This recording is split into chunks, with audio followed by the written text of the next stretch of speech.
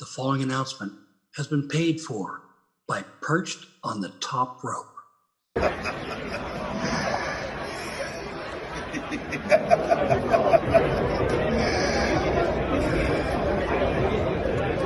see you. This is Perched on the Top Rope. And I'm the boogeyman. And I'm coming to get you!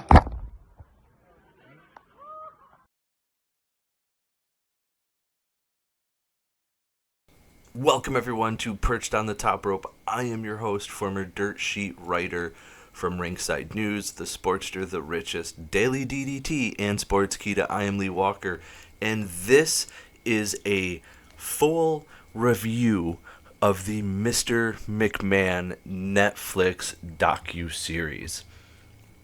Now, episode 1 was labeled Junior, because Vince McMahon, that we know, is actually Vince McMahon Junior. So, the first episode of the documentary opened up with a message about how filming began in 2021. After a few comments from those interviewed, another message was shown saying that Vince's final planned interview never took place due to the news breaking that he was stepping down as CEO. Now, after that, clips played of a news anchor talking about an investigation into Vince's hush money payments to women and some details of the lawsuit filed by Janelle Grant. Then a message appeared stating that most of the interviews that were conducted were before any of the allegations that were made. So in summary, the producers let us know right off the bat that most of what was covered in these 6 episodes were unrelated to that lawsuit with Janelle Grant. Now, throughout this process, I believe the understanding was we were going to learn about the person Vince McMahon and not WWE Mr. McMahon. There was 45 minutes of interviews with wrestlers like Hulk Hogan, Bret Hart, Stone Cold Steve Austin, The Rock, Shawn Michaels, Tony Atlas, Shane McMahon, Stephanie McMahon, Bob Costas, Dave Metzler, Eric Bischoff, and more, talking about Vince throughout this whole series. And where it's confusing is in the beginning, we hear some stories about Vince and his childhood. Now, there were some things that I didn't know. For example, I didn't know that he didn't know his dad until he was basically a teenager. I didn't know that his dad basically never said I loved you or hugged him, because Vince even says himself the first time he met his dad, he went up to hug him and he basically just got a pat on the back and was like, well, this is different, but I love this man. He's my dad. And it doesn't touch much on his childhood as I thought we were going to get. He's seems to be fairly closed off about the past, as he states in this episode and other episodes.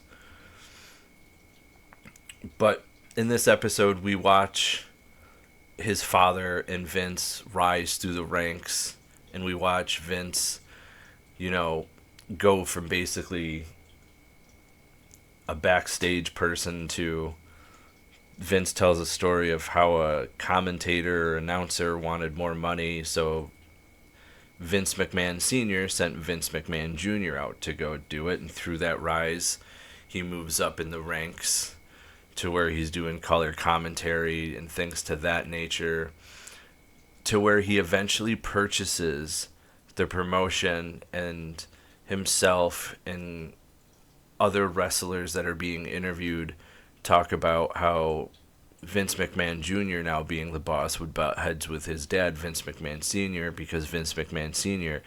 did not like what Vince McMahon Jr. was doing with the business, which was expanding. Back then there was the territories, so Vince McMahon Sr. with the WWF ran the Northeast, and then, other territories ran in the South, the Midwest, West, things to that nature, and they didn't cross lines. But Vince McMahon Jr. was the first to do that, and he would slowly start picking off talent from these independent territory companies, if you will. And he butted heads with all of them. Now, as Vince McMahon Jr. grew the company, helped create Hulkamania and all of that, because Vince McMahon Sr. had him, and Hulk Hogan was originally working as a heel, but Vince McMahon Sr. wouldn't let Hulk Hogan go do a movie, so Hulk Hogan went to do the movie, and Vince Sr. said, "You're fired, you'll never work here again." And he went to go wrestle in the AWA, and obviously Hulk Hogan was doing great in the AWA, but Hulk Hogan said, just like anyone else, Vince McMahon Jr., now owning the company, came knocking with money, and Hogan returned, and thus Hulkamania was born. But Hulkamania didn't come without controversy either, and we learned this in this episode as this wasn't Hulk, but there was a lawsuit against from John Stossel, a reporter who was slapped by oh god, I can never remember his name. I feel so bad. But he gets the bejesus slapped out of him, and in turn, that wrestler would end up being fired. That lawsuit was settled in '87, and I actually remember it because I remember the guy with the Dave Schultz. There it is. Blonde hair, curly blonde hair. How can you forget it? And then there was another lawsuit just as WrestleMania was going to happen, as Hulk Hogan was teaming with Mr. T to take on Bob Orton and Rowdy Piper. Hulk Hogan would choke out Richard Besler and drop him, not realizing that he was knocked out, and busted his head open, had to get stitches, so he sued. And obviously, Vince wasn't happy about that. But in this first episode, my honest opinion is you really don't learn a lot about who Vince McMahon is himself. You learn about Vince McMahon's business journey, if you will, taking the business from where it was to new heights, where it should go, right? He takes it from his dad running the territories and just running the Northeast to wanting to turn the WWF into something more national, where it is all over the United States. And he does just that, and you learn that in this episode. But you don't learn enough about Vince himself. You don't hear enough about his childhood. You don't hear him talk about things like his kids being born and things to that nature. Now you hear about him with his relationship with Linda McMahon, meeting her at 16, literally getting married at 17, right out of high school. You do hear how Stephanie and Shane realized that, their life was not normal and it was larger than life, being around all these wrestlers. But again, you don't learn enough about Vince, which was a little upsetting because I thought that's what we were going to get, because a lot of this stuff that was talked about I had already seen, heard, or knew of. This is going, the way this is going, it seems like it's for somebody who doesn't really know or watch wrestling, and that was the vibe I was getting from this, at least from the first episode. Now, Vince McMahon also put out a tweet in regards to the documentary before it came out. And after watching the first episode, I can see why he did that. And I'm going to read off what was said from Mr. McMahon. I don't regret participating in this Netflix documentary. The producers had an opportunity to tell an objective story about my life and the incredible business I built, which were equally filled with excitement, drama, fun, and a fair amount of controversy and life lessons. Unfortunately, based on an early partial cut I've seen, this doc falls short and takes the predictable path of conflating the Mr. McMahon character with my true self, Vince. The title and promos alone make that evident. A lot has been misrepresented or left out entirely in an effort to leave viewers intentionally confused. The producers use typical editing tricks with out of context footage and dated sound bites, etc., to distort viewers' perception and support a deceptive narrative. In an attempt to further their misleading account, the producers use a lawsuit based on an affair I ended as evidence that I am, in fact, Mr. McMahon. I hope the viewer will keep an open mind and remember that there are two sides to every story. So that's what Mr. McMahon had to say on September 23rd in regards to the Netflix documentary here about him. Now, in episode 2, it is more focused on WWE becoming mainstream, and it basically goes over a lot of early on scandals in the WWE, and the episode was titled Heat. The episode begins with Vince's infamous performance of the song Stand Back that he was doing in the 80s, and all the wrestlers like Hulk Hogan, Brutus Beefcake, the Hart Foundation, they're all playing musical instruments, and he's surrounded by several dancing women as well while he is, doing the song. And it's giving you the impression that Mr. McMahon is this larger-than-life character, or he's becoming a character part of the World Wrestling Federation in the 80s, even though he's, doing commentary. So the move to network television with Saturday night's main event is brought up with such success from WrestleMania that NBC wanted to get in on the action. At the time, WWF is still fairly laughed at this time, but it's, becoming more acceptable to watch professional wrestling instead of, hiding it, from your friends and family.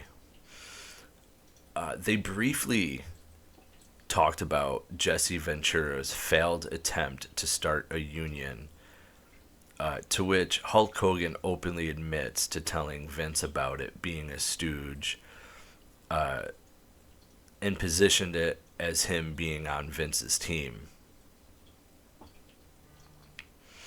Bret Hart refused to move as a double cross, and the clips that they show of Jesse Ventura, you can see he's visibly mad. You can just see it. He does not look happy in these clips while he's staring at McMahon.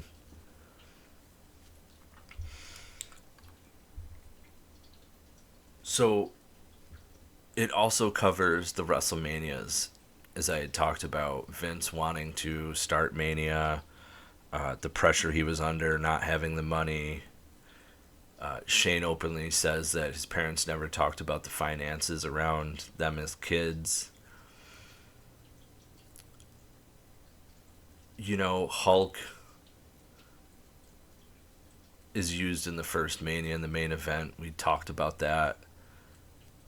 And it talks about the WrestleMania 2 being in 3 different cities and the technical issues that Vince had, and an interview with Hogan where he's like, he talked to Vince and he said, yeah, we'll never do that again.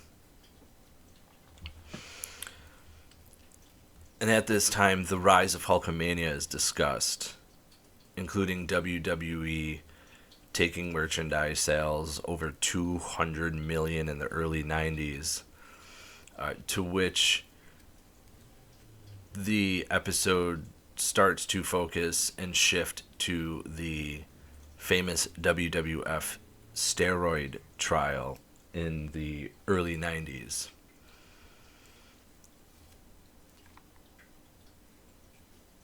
Now, one of the people I had brought up when it came to interviewing, I didn't bring up in the first episode, but Phil Mushnick was also interviewed in the Mr. McMahon docuseries. And in his career, he had covered Vince in pro wrestling and talked about people like Vince and Bruce, and spoke about how they felt that he had some kind of vendetta against the owner and CEO, to which Mushnick basically said, Vince is garbage. And he starts going over some examples, to which one of the examples that are talked about are the death of Jimmy Snuka's girlfriend, Nancy Argentino. This part was briefly mentioned, and, you know, there was suspicion, and even Tony Atlas said, you probably could have covered it up. He's Vince McMahon. Ho, ho, ho, ho. You know, with that big laugh. There was also mentioning of the Ring Boy scandal, to which one of the ring announcers would be in charge of getting the ring crew together, which were, you know, 16, 17-year-old teenagers setting up the ring and things to that nature to get the show ready, which involved the ring announcer, I believe, was Mel Phillips, and the claim also involved a man named Terry Garvin and Pat Patterson. Pat Patterson was a wrestler, but also Vince McMahon's right-hand man, so to speak. Maybe he was his left-hand man because he knew what he did with his right, or he wanted to be his right-hand man because he was openly gay. And in professional wrestling, being an open gay male is, especially at this time, a very conflicting thing, so to speak. To which Tony Atlas claimed to have been sexually harassed by Pat Patterson, also claiming that Pat Patterson would grab his quote-unquote pecker in the locker room. You know, and it was here that the producers putting this docuseries on asked Tony Atlas why he didn't go to Vince McMahon, or why didn't he go to anybody, and he was like, who are we going to go to? Pat was the booker. Pat made the matches. Pat made sure you worked. To then they asked, well, why didn't you go to Vince? And he goes, for what? To get fired? There was no one to go to during situations such as this one. And there were other scandals, too, that were brought up during this time, as Rita Chatterton accusations against Vince that he raped her were also addressed by Vince himself, while footage of Chatterton describing the event many years ago on the Geraldo show took place, and the former CEO Vince McMahon claimed it was a consensual affair. And even if it was not, that the statute of limitations had run out. Now, I do believe at the end of this one that they say that he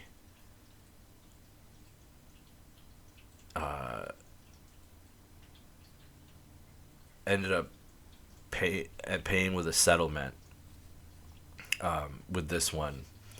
When it came to Rita Chatterton was the first female referee, and he even described her as, being the hot blonde, working, if you will. And Tony Atlas even says that at this time, women in wrestling weren't treated right. They treated them like their little toys. I'm sure everybody is aware of this is not in the documentary, by the way, the stuff with Fabulous Moolah, why fans wanted the Fabulous Moolah tournament changed and it became the Mae Young tournament in WWE. And it's because she would bring girls to the WWF, and the girls would have to also perform sexual favors. So, there's also that, and that's not mentioned in this documentary at all. I'm quite surprised by that one.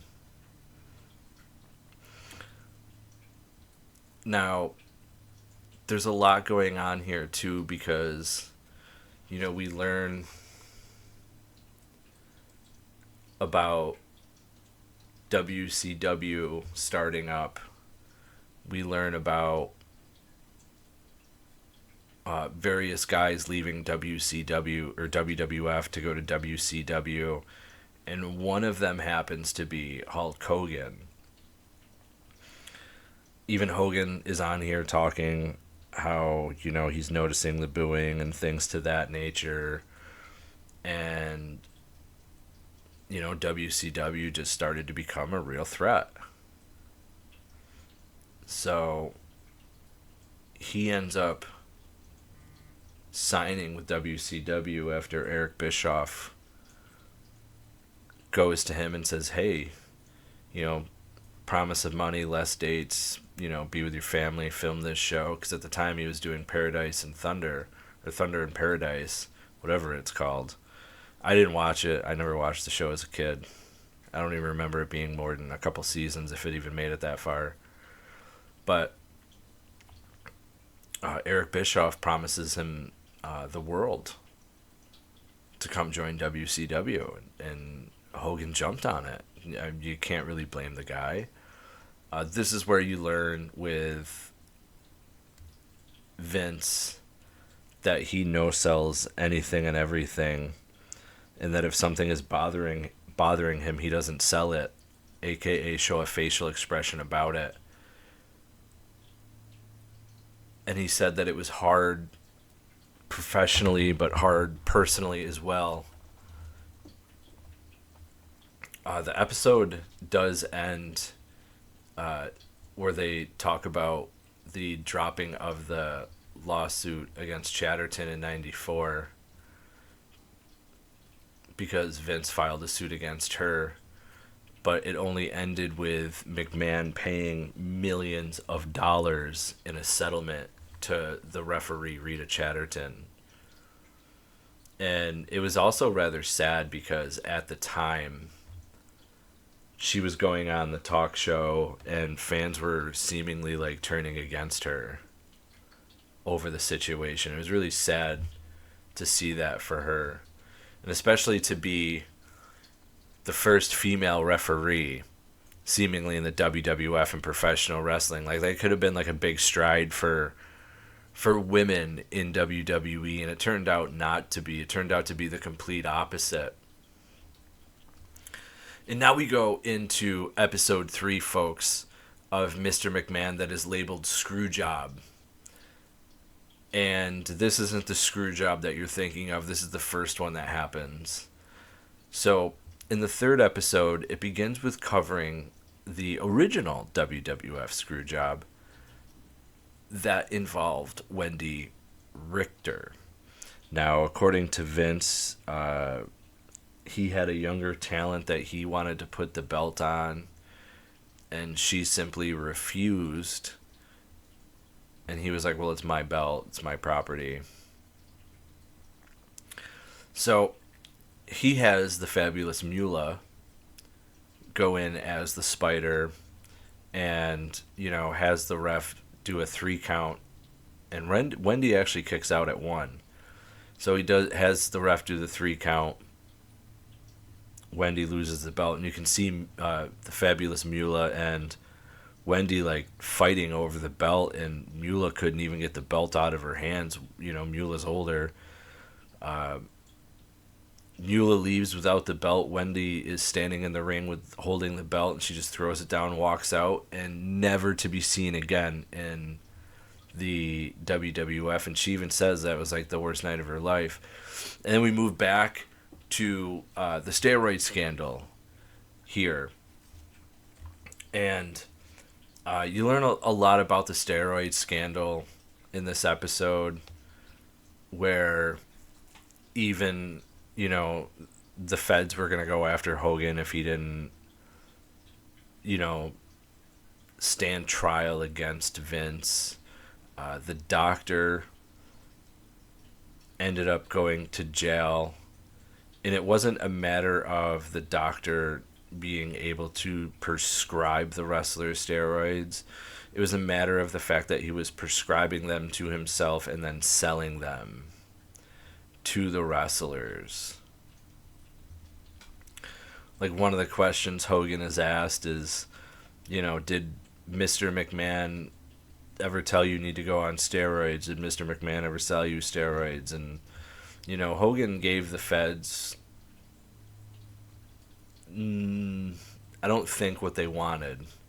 I think they wanted him to rat out Vince, and that's not what they got out of the steroid scandal. And long story short, Vince McMahon was found, in fact, not guilty during the steroid scandal.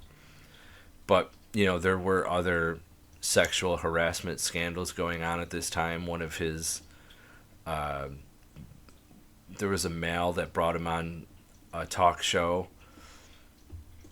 talking about how he wanted him to sleep with the VP of WWF, and the male refused, and he was fired.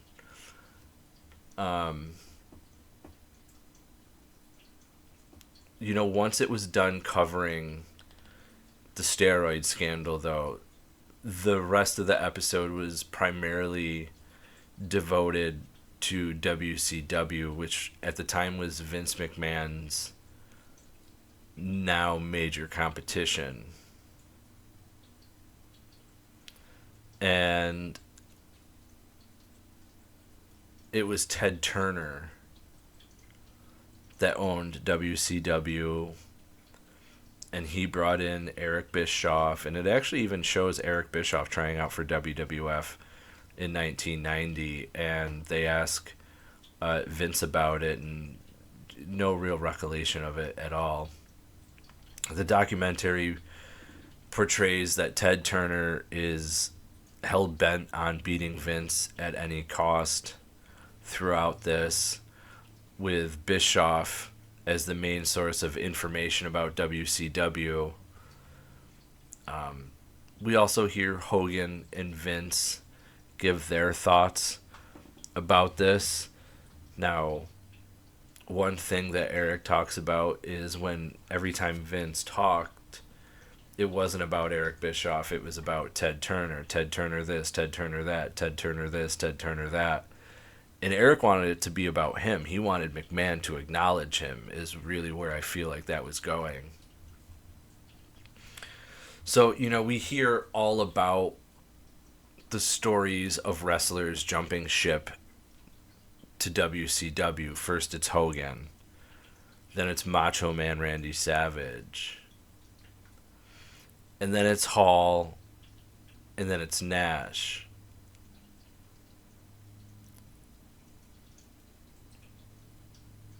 But that was also only told by wrestlers who remained with the WWF through the Monday Night Wars. And at one point, even Cody Rhodes has an interview segment being included in this, saying that WCW was like the cool thing to watch, and it was, where the cool people were, and he remembers being backstage and all this other stuff. Well, when it came time for Hall and Nash, they bring up how Vince sues WCW over the way Hall and Nash are being used, because Hall and Nash are still being portrayed as though they're Diesel and Razor Ramon. And I would say for Kevin Nash, who portrayed Diesel, I would say absolutely not. I didn't get the vibe that he was Diesel at all. But I mean, hey, that is what it is. As far as Scott Hall, yeah, you could definitely see the similarities, and they showed the similarities. The hair with the and the toothpick, and the way he was talking, really made it pretty evident that there could be a case there, but nothing ends up happening out of that.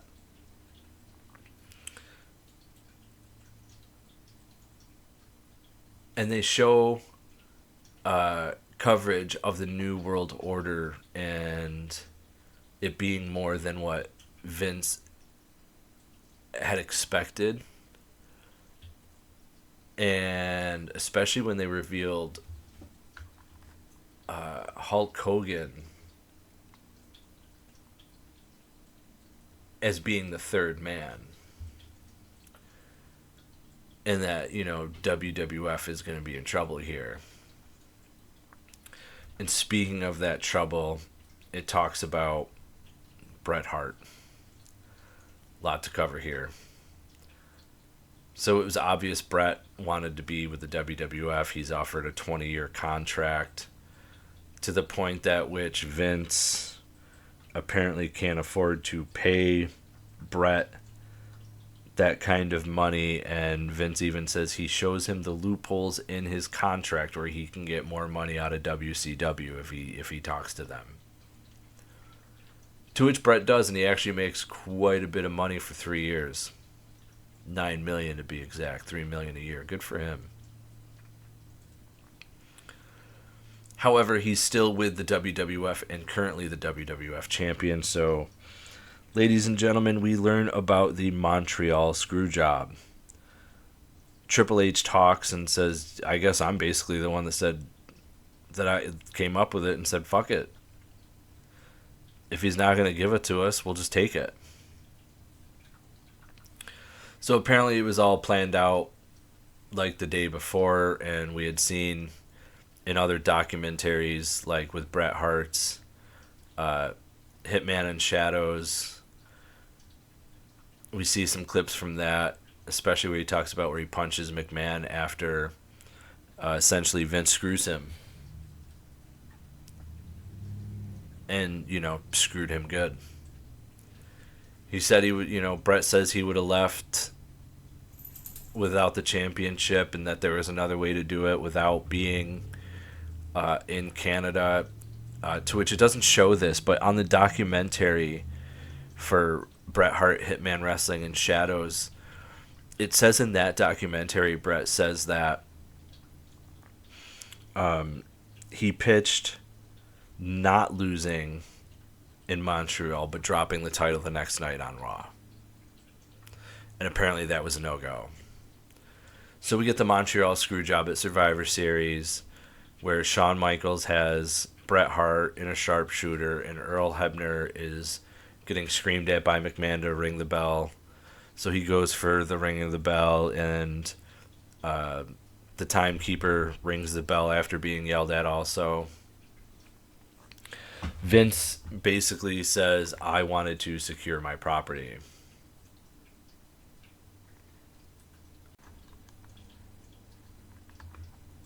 So, ladies and gentlemen, in these first 3 episodes, I would say that really nothing new is learned.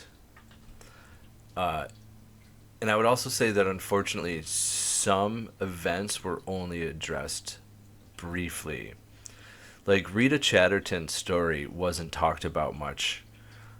I felt like it should have been talked about more, considering who she is and how much of a trailblazer she would have been for WWE if that had not happened.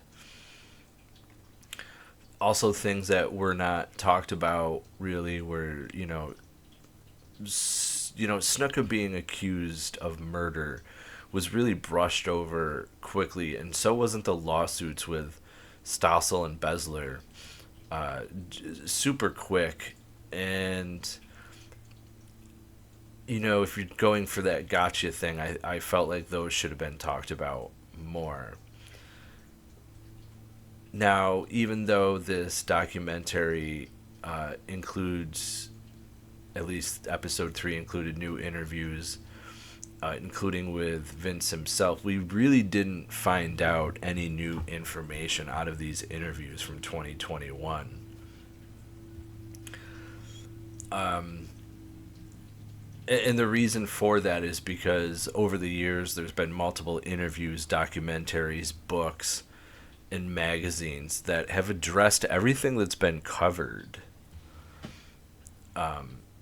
Besides what has happened with Vince stepping down as CEO, everything else is pretty much well documented. And for episodes 4, 5, and 6, we may have more, but if you were expecting any revelations from the first 3, you're clearly going to be severely disappointed. But I will tell you this, folks. You do need to stick through it and watch it out, because I'm about to get into episodes, well, the last 3 episodes, 4, 5, and 6 right now. And it does get better. All right, ladies and gentlemen, we are going to go over episodes 4 through 6 now of the Netflix Mr. McMahon documentary. Of course, all 6 episodes dropped Wednesday at midnight. It is a 6-part series that began production in 2021 with dozens of people from inside and outside of WWE being interviewed to speak about Vince McMahon and the company, including the former CEO himself. We see Shane McMahon, Linda McMahon, other stars, John Cena, Hulk Hogan, Stone Cold Steve Austin, The Rock, Booker T, Tony Atlas, and The Undertaker. Bret Hart, just to name a few. And episode 4 covers the Attitude Era, and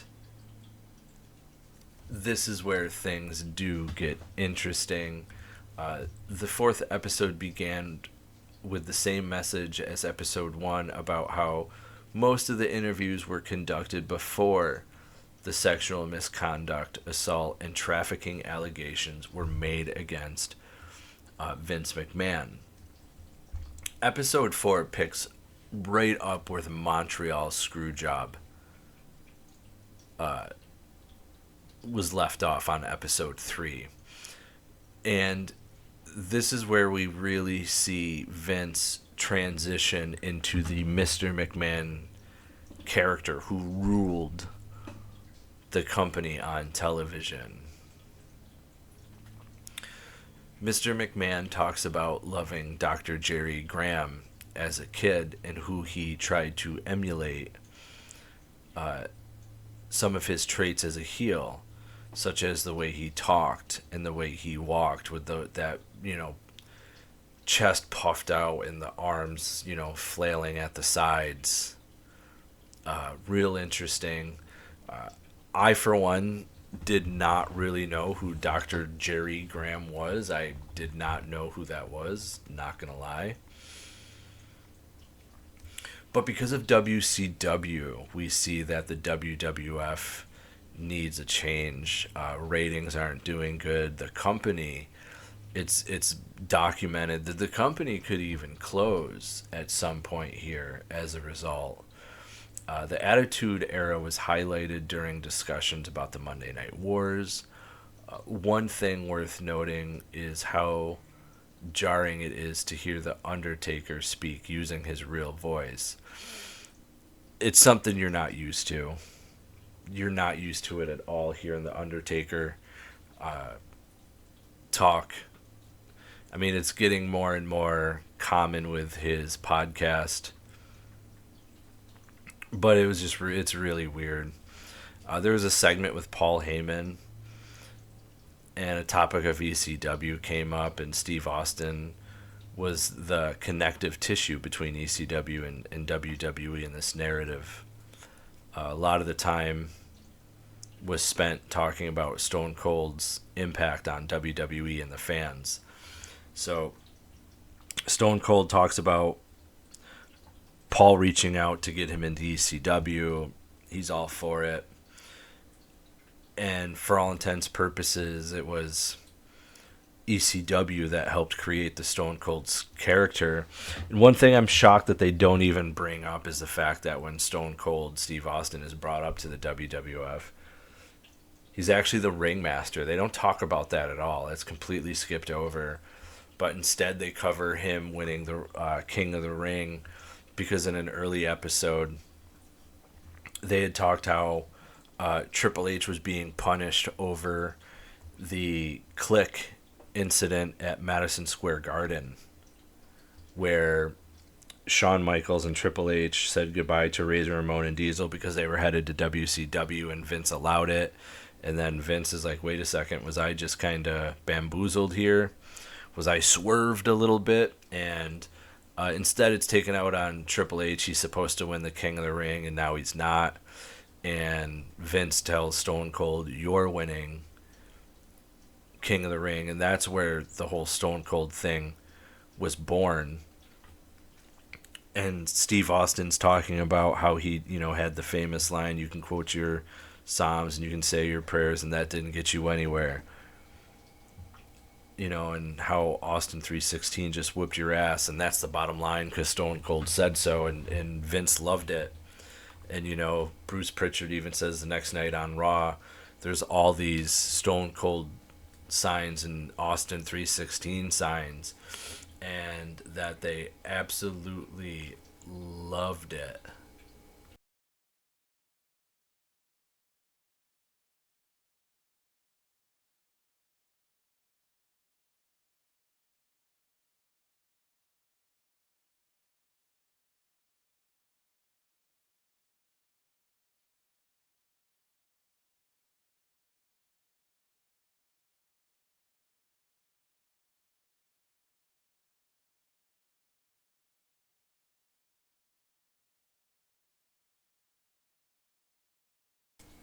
So then, while talking about Stone Cold Steve Austin, they go into the Mike Tyson involvement with WrestleMania. Now, he'd been out of jail after he'd been in jail for 3 years. And they show this really awkward segment with Stephanie McMahon on Mike Tyson, where they ask her if it was risky for WWF to bring Mike in. And at the time she was like, well, he hadn't been convicted of rape, right? And then one of the producers say, yeah, he already had been at that point. And then she just kind of like makes a face like, oops, I didn't know. And they just cut it really fast. It was really, really weird. The way they added that in there. There were other things during the Attitude Era. Like Mr. McMahon claimed it bugs him that people think he is really like the Mr. McMahon character. And then it goes and shows like the producers asking wrestlers if they think there's a difference between the Mr. McMahon character on TV and Vince McMahon. And they all literally said no, with the exception of one person saying that it might be over exaggerated, but they're basically the same. I have to apologize, fans. I have a cold. So they explain that, they're basically the same person. And then we get more Eric Bischoff claiming that McMahon copied his character from WCW, because before Vince got on TV as the bad boss, Eric Bischoff was already doing that by joining the New World Order. It's in this episode that we see more involvement from Dwayne "The Rock" Johnson as he comes into the WWF during the Attitude Era, and he's supposed to be this new big baby face, but it's not going well, especially when fans are chanting "Die, Rocky, die." And then, we see footage of him joining the Nation and becoming a heel, and how he had hoped that Vince would just let him have the mic once, and he did, and he nailed it out of the park with a promo he cut.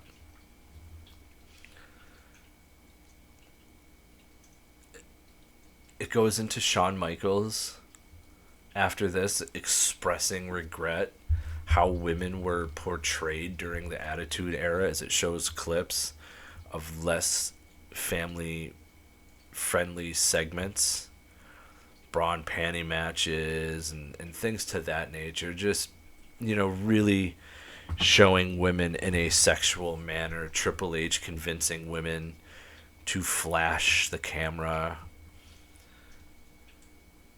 And then for me, one of the harder segments, being an Owen Hart fan, is the show ends up being surrounded about Owen Hart as Bret Hart speaks about how he felt Owen was mistreated after he had left the WWF. McMahon had claimed that was untrue and felt like, how big of an ego do you have, Bret, to feel that I would punish your brother over you leaving? That was the vibe that Mr. McMahon was giving over the situation. And then Owen's death had occurred, and that was being discussed. And McMahon didn't seem to have any regrets about letting the show continue at Over the Edge 1999. He had said that it was basically pitch black and the fans and audience didn't really had seen what had happened. We'd seen a segment with JR talking that, hey, this isn't part of the show. And Jerry Lawler comes back and says it doesn't look good. Now, the vibe that I was given was that it seemed like the wrestlers had known Owen had died and still had to go out there and perform. And you can see, like, they show clips like The Undertaker is visibly shaken up as he looks down at the blood of Owen Hart on the ring as he's, like, wrestling in it. And then you hear Jeff Jarrett and Deborah try and say something like, hey, we're hoping the best for you, Owen, even though they already know he's gone. It was a very tough time. And basically Vince was like, the show must go on. And it really seemed like everybody was against that. And I, for one, am against that when it came to that time. The episode closes with a message saying Martha Hart, Owen's wife, settled her lawsuit against WWE in 2000. It stated that the company settled its own lawsuit against the manufacturers of Owen's harness in 2003. So Martha sues WWE. WWE sued the manufacturer of the company that was responsible for the harness breaking that resulted in Owen's death. And that's how episode 4 ends. Now, episode 5 is called Was About Family. Now, the 5th episode begins with Heyman referencing McMahon's childhood. Now, McMahon never outright says it, but there is talk of him being abused sexually by his own mother. He openly talks about the abuse that he took from his stepfather. Does not really get into much with his mother, but we find out that he doesn't even knew his dad until he was like 11 or 12. That we found out in the first episode. So we get more into the storyline and real relationship between Triple H and Stephanie McMahon, as she did say that it was weird for her dad to ask her to do some things that she did on screen. Like, they show clips of men ripping her clothes off to where she's in just a bra, men making out with her. I can understand how that can be a little hard. Definitely. And, we get more into the storyline that Triple H talks about, where Stephanie McMahon was going to marry Test, and then Triple H brings up to Vince, well, like, hey, what if, because he said that storyline was going nowhere, and he goes, hey, what if you have it where I marry her, she gets slipped something, and we go through one of those drive-through things. And they show footage of all of that. But in real life, they did start dating and did start planning a wedding, and Vince actually pitched to them, what if they got married on the wrestling show, and they were dead set against that. To which, as a result, saying no to Vince McMahon meant that Vince McMahon took on Stephanie McMahon 6 days before her real wedding.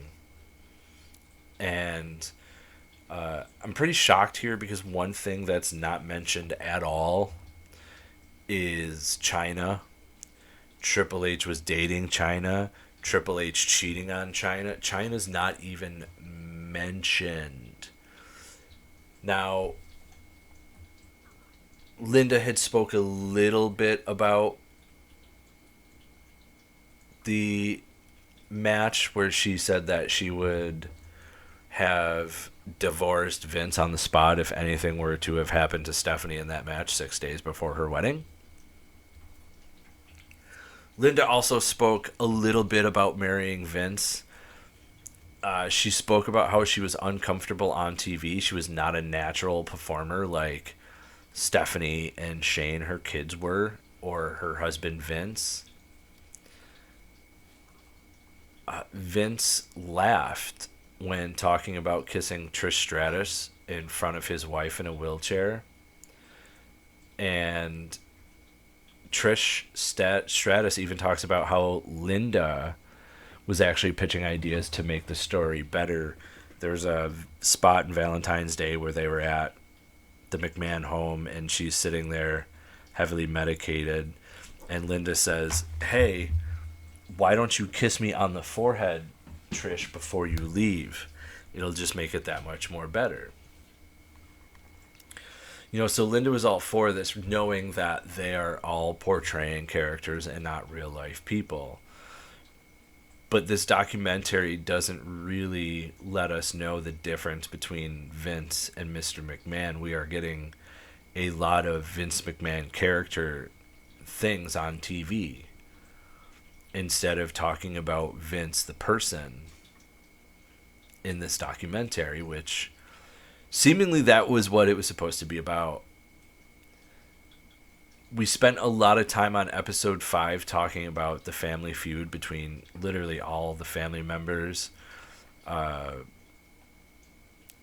Shane sticking up for his mom with everything that was going on, and he was against these storylines, apparently. He made that known.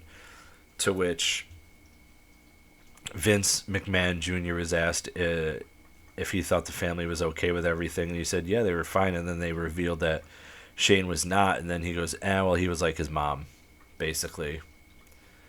He was soft, basically, is what he was trying to say. He's more like his mom. And then Shane even says, Stephanie is more like his dad.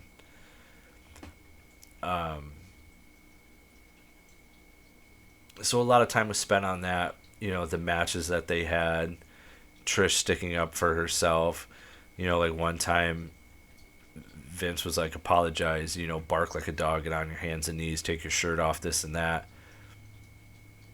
While people were disgusted with the act, they also, Linda was like, they're also getting a show at the same time with the boobies.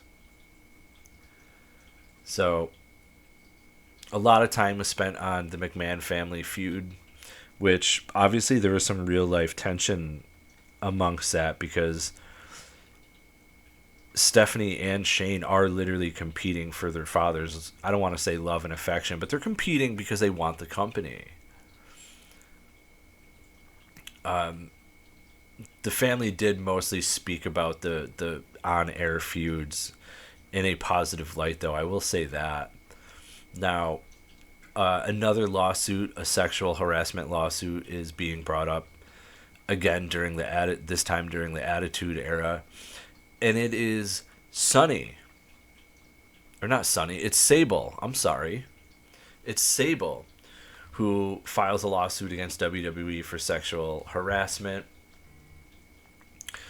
When his affair storyline with Sable was brought up, there was an awkward moment when it looked like he wasn't sure if they were talking about a storyline or a real affair, because he looked and kind of snickered, and he seemingly was unsure. Vince was, and then they had to inform him storyline wise, and yeah. So there was that awkward moment, but then, even though that she had filed a sexual harassment case against him, Vince ends up bringing Sable back to the WWE, where apparently now she's okay with making out with him, because now it's part of storylines. She's making out with him. They show a couple of different clips of Sable and Mr. McMahon making out, and just really odd behavior, in my opinion, with all of this. If I was someone who sued a company for sexual harassment, and then I go back to the same company and that's the stuff they're doing, like, obviously it had to be agreed upon, but pretty wild, my honest opinion. Also in episode 5, it's talked about how WWF at the time goes public on the New York Stock Exchange, and the brief downfall of WCW is like briefly talked about. Where Vince buys the company. Little time was spent on that. But they do talk about the XFL, which, whatever. It's the XFL. I felt more time about that than they needed to.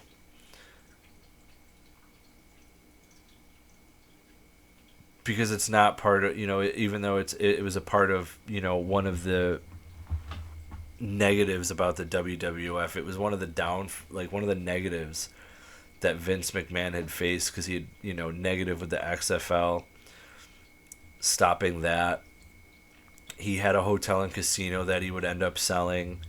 Vince had a restaurant in Times Square in New York City that he would close. So it was just surprising to hear that they spent more time on the XFL than actually touching those subjects. Vince was surprisingly not bitter about the World Wildlife Fund winning the rights to the WWF trademark.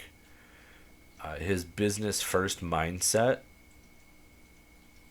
was highlighted by discussions from several people who had returned to the WWE after having issues with him. Again, Sable was one of them, Hulk Hogan, being another.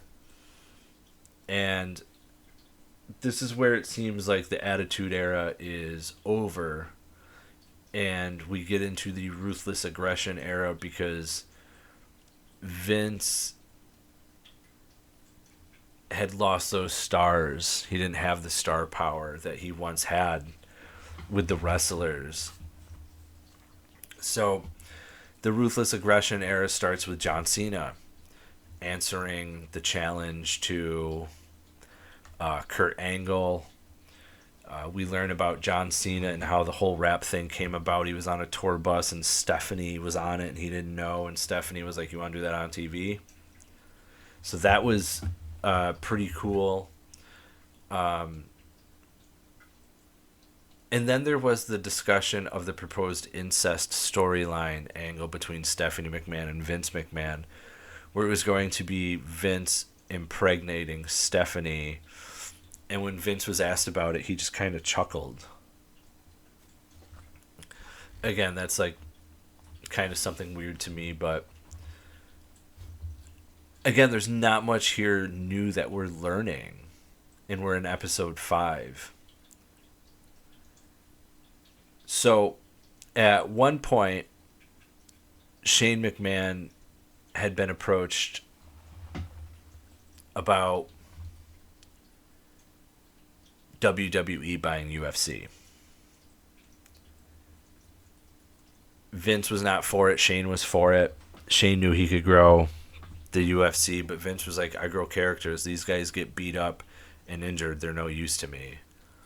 I need characters. I can't bring characters out in this," and refused. And it's ironic because Vince declined the offer to buy the UFC in the 1990s, only for the UFC's parent company to end up buying the WWE a few decades later. So, like father and son butting heads, Vince Jr. and Vince Sr. are butting heads. Now Vince Jr. and Shane McMahon are butting heads, and Shane leaves the WWE. And that was it. Shane left. I believe it was like 2009. And we get a preview for the final episode, which indicated it would feature the Janelle Grant lawsuit. And episode 6 covered the last 10 years in Vince's exit from WWE. The episode opens up with clips from WrestleMania 23, and Trump's involvement would open this final episode. As you hear Donald Trump talk and Vince talk about WrestleMania 23 and all that involvement. We switch to the story of Vince's limo exploding and how they were going to kill off the Vince McMahon or Mr. McMahon character, and how that was halted because of the real life tragedy involving Chris Benoit and his family, where Chris had killed their young son Daniel, his wife Nancy, and then killed himself. And at the time, nobody knew what had actually happened, and Mr. McMahon plans this tribute show to Chris, and I'm shocked because it doesn't talk about how the next night on ECW, Vince takes it back, takes all that back. We do see comments from Vince McMahon, John Cena, former writer Brian Gruitz, Bret Hart, Stone Cold Steve Austin, and others share their thoughts about the Benoit incident. And with the Benoit incident, we're introduced to Chris Nowinski, who was a former WWE superstar who received a concussion that forced him to retire. And he started a lot of concussion research. And it was Chris Nowinski who said that Benoit had chronic traumatic encephalopathy, which is CTE. And here we learn that Stone Cold Steve Austin does not believe in CTE. And WWE took liberties at banning certain moves, chair shots to the head, to which The Undertaker said he was mad about the chair shots to the head being taken away, as they were a staple of using the chair, but he understood why it happened. Reporter Phil Mushnick spoke about the quality of life changes he has seen in wrestlers in recent years, of course, talking about how, wrestlers not making it to 40 and dying young. To the point that The Undertaker talked about how he had a concussion only a few minutes into the match with Brock Lesnar at WrestleMania 30, which was where the Undertaker streak was ended. And with the ending of the streak, he said that he had known he had had a concussion. And he says he has no memory of the match after suffering the concussion just a few minutes in. And in the talks, Vince tried to brush it off as the Phenom was too traumatized to remember the match, because his infamous 20-0 streak was coming to an end after over 20 years of being undefeated at WrestleMania. That was the end of it. Another thing that was surprising that we didn't get any mention of was nothing of the Yes Movement, which was a really big movement during this time in wrestling. But we had seen the shift from wrestling go from the Attitude Era to the PG era. And we see the shift of the PG programming in the Women's Revolution. Sadly was only covered for a few moments in this episode before the story moved on to Shane returning to the WWE after several years away, as Vince was talking about who's going to get the company. It's either going to be Stephanie or it's going to be Shane. And basically the only way that, Shane was going to get that shot was if he wrestled The Undertaker at WrestleMania 32. It was here we also learned that The Undertaker said that he would go as far as take a bullet for Vince.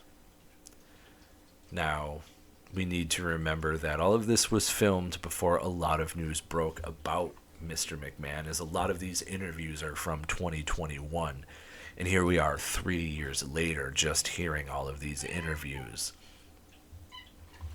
When Mr. McMahon was asked if he would ever retire, he said no. And Hogan, Shawn Michaels, Booker T, John Cena all said that they could not see that happening. But literally the next segment that is covered is his 2022 retirement and his return in 2023, to which in 2022 we learned that he was more pressured into retiring, and McMahon basically said, F that, I'm coming back. And he came back, put people on the board to help him out, but he came back at least for a reason, and it was to sell off WWE, which then would ensure that the family-owned and family-operated business would no longer be family-owned and family-operated business. While Triple H and Stephanie are still part of the company, it appears that Shane McMahon has some involvement, but more behind the scenes, and it's really not that much. I don't even know if he's technically a paid employee, honestly, at this point with WWE anymore. So the show ends with Bruce Pritchard and his final interview in the episode, where he had seen a few completed episodes beforehand, and he was asked his thoughts on the show, and he openly told the producers that he thought the show was shit. He felt that this was a gotcha thing. At every corner, the producers tried to make Vince look bad. 2 days after that interview was filmed, more details about the Janelle Grant lawsuit became public, to which the documentary shows footage of text messages that Janelle Grant had, and it brings in the journalists that broke all of this news about what was going on with Vince McMahon and Janelle Grant and human trafficking. And it even shows on one of the pages where it says that Vince McMahon in a threesome defecated on Janelle Grant's head. So, according to Vince McMahon, this is blurring the lines. This whole docuseries blurs the lines between the character Mr. McMahon and who Vince McMahon really is. So, I have to ask you fans, was it the character Mr. McMahon, or did the real-life person Vince McMahon shit on this girl's head? Because if the documentary is blurring the lines here between a real-life person and a character, then you have to ask yourself, does Vince McMahon himself know the difference between Mr. McMahon, the character, and Vince McMahon himself? Because when all the wrestlers were asked in the earlier episodes, is there a difference between Mr. McMahon on TV and Vince McMahon? And they all said no. But then here Vince McMahon says, oh, well, they'll all tell you no in a joking manner. And they were very honest. No, there's no difference between Vince McMahon and the character on WWE programming, Mr. McMahon. So if there's lines being blurred, I'm going to guess they're being blurred by Mr. McMahon, because, you know, he did come out and say that this documentary was a gotcha piece. It doesn't cover anything about Vince himself as a person. And I will say I expected more of that. Like, we didn't get enough out of the childhood when it came to Vince McMahon and the abuse from his stepfather, the incest from his mother with the sexual abuse that was going on. Not a lot of that was actually discussed. I thought we would learn more about him as a kid growing up. And, you know, him being there when his kids are born, or, you know, more about him being a father. And we didn't get that. Instead, I felt like we got, as cold as Vince McMahon Sr. was, we got an even colder Vince McMahon Jr. in this documentary. To the point that when Vince McMahon, you know, has people come up to him and say that they want to retire, he says, well, go die. Go die. That's his answer to retiring, which to me is a little much, because that probably tells me Vince McMahon's never worked a union job or hung sheetrock, done roofs, or anything that's labor-induced at all. I mean, after all, there's a reason why I'm 39 and I got a new hip, because that's the only work I know. Anyway, I digress on that one. So the final episode ends with a message saying Vince is currently under investigation for allegations of sexual misconduct and trafficking. Brock Lesnar has not commented on his involvement, and Grant's lawsuit is on hold while the federal investigation is ongoing. And ladies and gentlemen, that is the 6 episodes of Mr. McMahon on Netflix. My personal opinion, if you are looking for something as far as new information out of these 6 episodes, you do not get that. a lot of this stuff is already well known and well documented. So if you're a casual fan, this might be up your alley because you might learn something new. For all of us hardcore fans in professional wrestling, most of this was already well known. So overall, I have to say, if I have to give this like a solid grade, I'm going to give it a B+. Because even though it's a lot of information that's already known, I felt that it was still well done.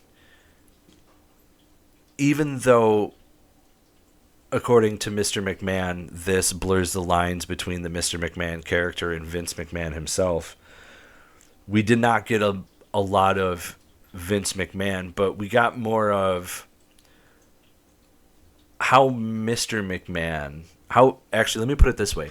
What we got out of this documentary was how Vince McMahon became Mr. McMahon.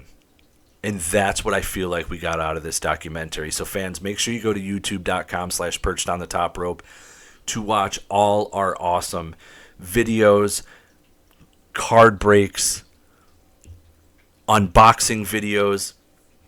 We've been producing a lot of WWE 2K24 video game footage. So make sure you go and you check all that out, youtube.com/perched on the top rope. And when it comes to podcasts, which you're listening to right now or you're watching on YouTube, depending on which platform you're on, make sure to listen to our podcast on Apple Podcasts. Go and drop a 5-star review. After all, we're in over 20 countries on Chartable's Top 250, and we are heard in over 100 countries right now. I'm super ecstatic about that. So all of you listening and tuning in, thank you very much. And thank you for keeping me ranked on Chartable in those 20 countries, especially in the United States, which is like the hardest one. I last checked in, I was 3rd in the United States, so thank you for that, everybody who tunes in. Make sure to continue to tune in each and every week as there is new interviews coming with Joel Goodhart, Rob Van Dam, David Penzer, Steve Kern, Tugboat, Typhoon, Shockmaster, whatever you want to call him. We also have Comic Kid, who you might remember in the WWF as Max Moon. Ladies and gentlemen, remember, spoiler free's the way to be. I'm out.